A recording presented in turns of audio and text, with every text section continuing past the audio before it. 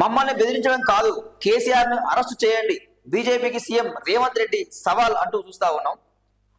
రేవంత్ రెడ్డి మరి నీకు దమ్ము లేదా? కేసీఆర్ అరెస్ట్ చేసే దమ్ము లేదా నీకు? ఇక బీజేపీని అరెస్ట్ చేయమంటుండే. ఇక సో బీజేపీ వాళ్ళు ఏమంటారు, రేవంత్ రెడ్డి కేసీఆర్ అరెస్ట్ చేయాలని చెప్పి బీజేపీ వాళ్ళు అంటారు. ఇక్కడ ఒక్క విషయం అంటే చూసుకుంటే, ఇక్కడ కేసీఆర్ అరెస్ట్ చేసే దమ్ము మోడీకి లేదు, ఇక్కడ కేడీకి లేదు, అంటే రేవంత్ రెడ్డికి లేదు, ఇద్దరికీ లేదు. కేసీఆర్ చూస్తే నీకు భయం అవుతుంది. ఇక్కడ మోడీకి కానీ ఇక్కడ రేవంత్ రెడ్డికి కానీ కేసీఆర్ ఫోబియా పట్టుకుంది. కేసీఆర్ ఫోబియా పట్టుకుంది.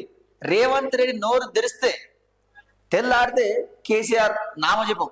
ఇప్పటికి ఏమంటారు, రామకోటి అంటారు కదా, మనోడు కేసీఆర్ కోటి రాశాడు, చదివినట్టే ఉన్నది. కేసీఆర్ కేసీఆర్ కేసీఆర్ నోరు తెరిస్తే కేసీఆర్ మాట ఎత్తుంది. రేవంత్ రెడ్డి స్పీచ్ ఉండదు, సభ ఉండదు, ఏది ఉండదు. సో ఇక ఒక్కొక్కరికి వణుకు పుడుతుంది. ఇప్పుడు కేసీఆర్ టచ్ చేయాలంటే ఒక్కొక్కరికి వణుకు పుడుతుంది.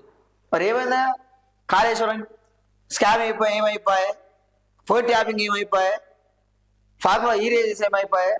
ఈయనైతే చెర్లపల్లిని డబుల్ బెడ్రూమ్ కట్టిస్తాను ఇక. సో ఇక మీకు దమ్ము ధైర్యం ఉంటే ఒకసారి టచ్ చేసి చూడండి కేసీఆర్ మీరు టచ్ చేసి చూస్తే మీకు అర్థమవుతుంది. నోటీసులు ఇచ్చినందుకే రాష్ట్రం మొత్తం కూడా కేసీఆర్ ఫ్యాన్స్ మొత్తం కూడా చుట్టుముట్టారు. ఒక్కసారి కేసీఆర్ టచ్ చేసి చూసే దమ్ము ఉందా మీకు? ఆ ధైర్యం ఉన్నదా మీకు?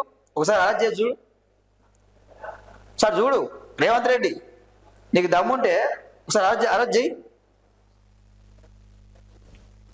బీజేపీ బీఆర్ఎస్ పార్టీల శరీరాలే వేరు, ప్రాణం ఒక్కటే. కాళేశ్వరం ప్రాజెక్టుపై సిబిఐ విచారణకు అతి గతి లేదు. లోక్సభ ఎన్నికల్లో బీఆర్ఎస్ పార్టీ చచ్చి బీజేపీకి అవయవ దానం చేసింది. బదులుగా బీఆర్ఎస్ నేతల్ని కాపాడుతూ ప్రొటెక్షన్ మనీ రాష్ట్రానికి ఏమిచ్చారని నితిన్ నబీన్ తీసుకొచ్చారు. చొప్పదండి ప్రగతిపాటు సభలు బీజేపీపై సీఎం ధ్వజం. ఔటర్తో కరీంనగర్ వరంగల్ను కలుపుతామని వెల్లడి అంటూ మనం చూస్తా ఉన్నాం.